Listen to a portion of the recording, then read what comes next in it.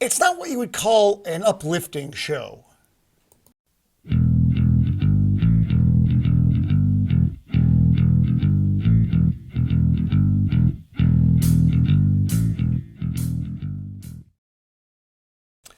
Greetings and welcome once again to Roman of the Empire. I am your host, Roman. Today we are talking about The Last of Us, Episode 5, Endure and Survive. As much as I complained about Episode 3's pacing and just dragging you off the map as far as the story went, Episode 5 was really, really good. This is probably my favorite episode of the series. And it's looking at, again, it's a relationship, but it's the decisions that these people have had to make because of the fungal zombie apocalypse, the moral decisions that they otherwise would not have had to make have brought them to the place that they are. And so that's really the theme here, and how different people are able to make different choices for good or for bad, or bad choices for good reasons. You know, all of those kind of things. And so it was a solid episode. You got to see a lot more of Ellie be a kid and be likable. Again, it's almost like a reverse engineering of the character from the beginning to now. She's a much more likable character. Joel is fine. You don't get a lot of emotion out of the character, though. It's just it is what it is. But and you meet the brothers in this episode, Henry and Sam, who were mentioned, of course, in the last episode. Henry being pursued by Kathleen, who is the leader of the, I don't think they're a Firefly group, but they're basically the rebels. They've overthrown Fedra in Kansas City, and she is their leader. And I wasn't sure of the relationship between Henry and Sam in the last episode. They're brothers. I thought maybe Sam was someone of interest to Kathleen, but no, it is just straight up Henry. And Sam is his brother, and she knows this. The episode was good. The episode was very good. I'm going to get into the details here, and it's really not. It's not going to be that long of a review, just because of the way events unfolded in the episode. It's kind of wham, bam, bam, bam, bam, but it was super solid. This one's a keeper, and I'm glad. Episode 4 was all right. Episode 5 was great. So there's that. Now, when the episode opens up, we're back in time just a little bit, not very far. We're maybe a couple weeks back. And the Kansas City, we'll call them the rebels, are overthrowing Fedra. This is a big violent thing, and they're hanging people. And it's every bit as bad as you expect violent revolution to be. So that's what this is. And Henry and Sam are getting whisked away by, it turns out this is the doctor who you met in the last episode who Kathleen killed. She killed a doctor. Again, that's a stupid thing. And they're being taken and put into hiding. So, like I said, some bad things have happened here. So the Sam and Henry get taken up in there in this attic, which we saw in the last episode. They have food for about 11 days is what they figure. And the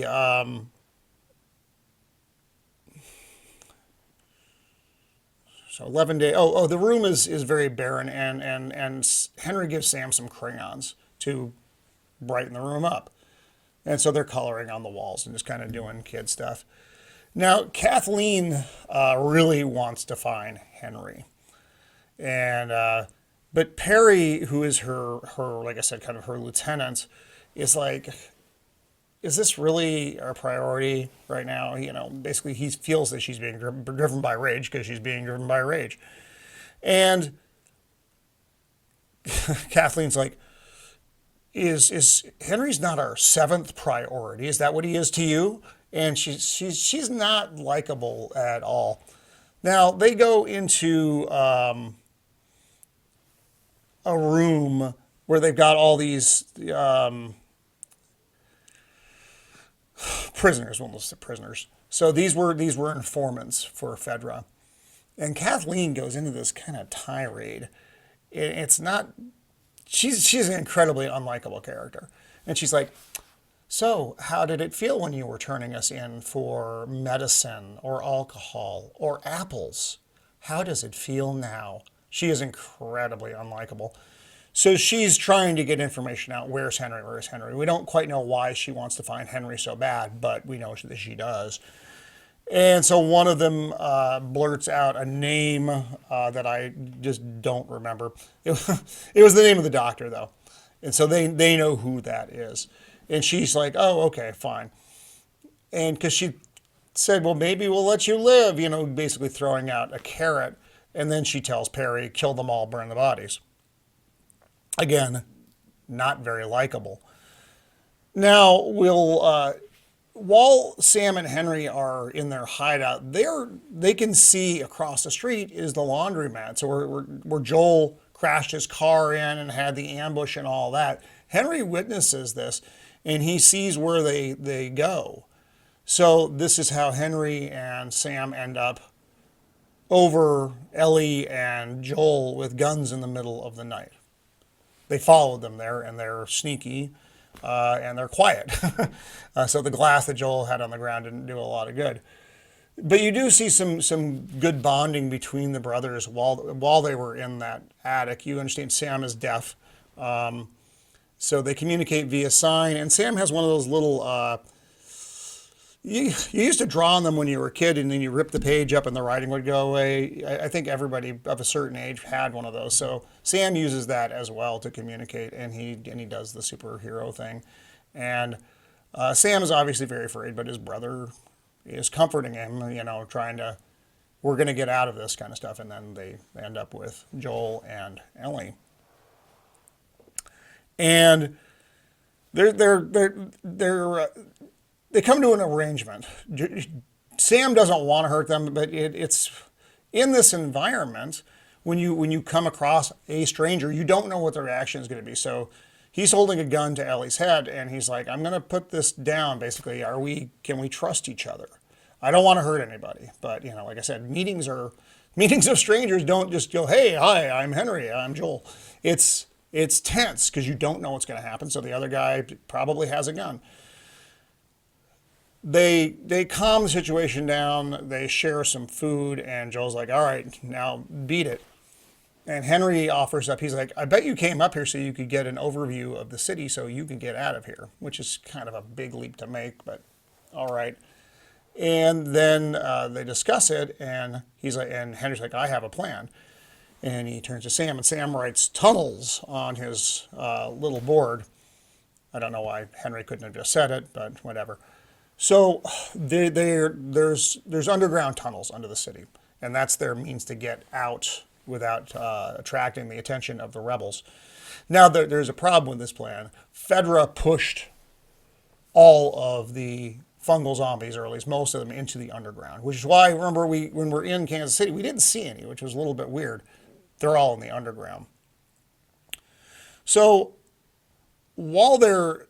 this is where we learn that, because Joel still has he has apprehensions about Henry, and Henry's like, I wasn't a Fedra, force member, I was worse, I was a collaborator. And Joel's like, whoa, I don't work with rats. And Henry's like, well, you're going to have to, because I'm the one who knows the way. All right, fine. So they're going into the underground, and Joel and Henry are having a conversation. And Joel's like, I'm sorry, I don't know what your situation was. And Henry explains that Sam has leukemia and he needed medicine. It's a big deal. But to get the medicine, he had to give Fedra something. And what he gave them was the leader of the resistance. who he admired. He liked this man, but he needed the medicine for his brother. And so he turned over the leader of the resistance, who happens to be Kathleen's brother. So this is why Kathleen hates Henry so much. And you understand that. And even if Kathleen really understood the reasons why he turned him over, that's still kind of a crap thing to do. And honestly, and this is going to sound, I don't know, it's the end of the world and survivability is pretty low anyway. I don't know if I would have made in this. It's a tough one. It's a tough one. This is a tough choice. So you kill someone else to save someone. Now this is kind of a classic conundrum. Which way do you go with it? It's hard. In regular times, you don't even need to think about such a decision, but in this kind of situation, it becomes a lot more difficult. And Henry did something for his brother at the cost of someone else. Like I said, good people have to make bad decisions, and I would consider this not a great decision, but it's a very difficult situation. So they go into the underground, and this was a bizarre scene coming in. They come upon like drawings and paintings on the wall. It almost looks like a child's daycare, which is basically looks like what it is. It looks like a school. And Joel says, yeah, I mean, a lot of people went underground when the outbreak happened, thinking that they were going to be okay. Of course, they all ended up turning and dying, but this area up here is clear.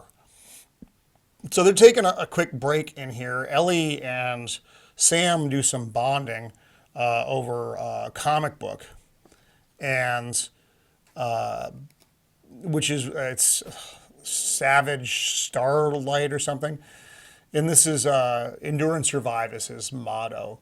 And so Ellie and Sam, they love this comic book. They play a little bit of soccer down there, and you get to see them just kind of being kids, and and bonding. Which is nice. So they exit this bit of safe haven. Nowhere safe for very long to try to get out of the city. And everything's looking pretty good. And then a sniper starts shooting at them from a tower. Well, crap. So Ellie and Henry and Sam hide behind a car. Joel goes up to take care of the sniper. And Joel doesn't even kill the dude right at the bat. He gets the drop on him, and he's like, look, just leave the gun and walk away. And of course he doesn't, so he has to shoot the guy. Now over the radio, we hear Kathleen saying they're almost there. Oh shit! So they know where they're popping out. They figured it out. Now they're in this giant snowplow coming after Henry and Ellie and Sam. It's like pushing cars out of the way. It's like, dude, they're kids, but Kathleen's not a nice person. Apparently, neither are her cohorts. So Joel's shooting at the driver of the big snowplow vehicle and he takes him out. Good shot, and then the vehicle goes off, catches on fire. Now, Henry is. Kathleen and the crew show up, and they're everywhere. They're basically, she's trying to call him out, and Henry's like, he's gonna give himself up, and he comes out, and he's like, look, just let the kids go. And Kathleen's like, no, the girl is with the man who killed Brian. Then these were the people who were ambushing Joel and Ellie in the last episode. So they were gonna kill them. Okay, whatever. She's just a terrible person. And so she's not going to let him go. And then she starts going into him, did you ever think maybe Sam was supposed to die? He's not the center of the world, blah, blah, blah. Okay. Get it. She's just a really shit person. She's terrible. You understand that she's upset that her brother got turned in. I get it. I get it. And maybe she wasn't a terrible person before, but she clearly is now. And we actually go back a little bit in this episode, and Perry and her are talking about her brother. and how he was a great leader, but he never kind of next leveled them the way she did. So that leads me to believe she is just a ruthless person and was before, where her brother was the one who put it all together. She was the one who was able to do the terrible things necessary to overthrow Fedra and bring it all together. So I don't like her. I don't think you're not supposed to like her though, so that works out pretty well.